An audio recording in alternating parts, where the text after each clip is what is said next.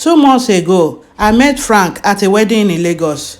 He told me he came from Abuja for a wedding. We talked a lot that day. He treated me like I was the only woman in the world. I told myself that I've met my soulmate. After the wedding, we kept in touch. He called me every day and sent me sweet messages. He said he loved me so much and wanted to marry me.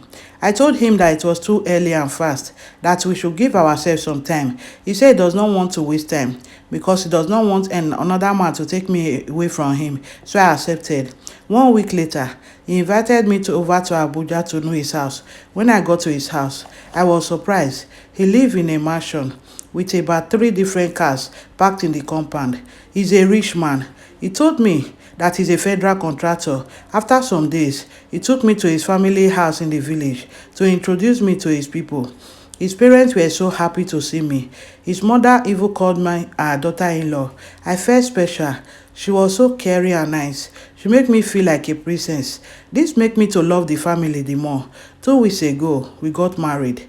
My parents were not really happy because they thought that 2 months was too short for me to know someone. But I insisted I was in love. After the wedding, I moved into my husband's house. That was when things started to change.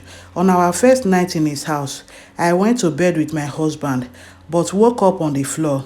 And this happened to me every day. My husband would just laugh over it. But it's something I could not explain because I don't understand how we go to bed at night, then wake up in the morning lying down on the floor. 2 days after I moved on into my husband's house, I noticed he has a room that was always locked. When I asked him about it, he said it's his storage room, that there is nothing important inside. But every night, I hear a lot of noise coming from that room. When I talk about it, my husband would tell me that I'm imagining things. I begged him several times to open the room for us to check it out, but he never did. Last week, the photographer brought our wedding picture. He also made a portrait of me and my husband, so I placed it on the wall in our sitting room. The next morning, I found the portrait on the floor. I picked it up and placed it back on the wall. The next day, I still find it on the floor. So I told my husband about it. He said I should just put it down. But I ignored him and placed the portrait back on the wall. The next day, I could not find the portrait anymore. I asked my husband about it. He did not say a word. 2 days ago, my husband traveled to Lagos, so I was left all alone in the compound with our gate man. At night, there was still noise coming from that room as usual. I just ignored it and went to bed. As I was sleeping, I noticed that someone joined me on the bed. When I opened my eye, lo and behold, it was a strange woman. So I ran out of the house and called the gate man. He followed me back to my room, but we did not see anyone.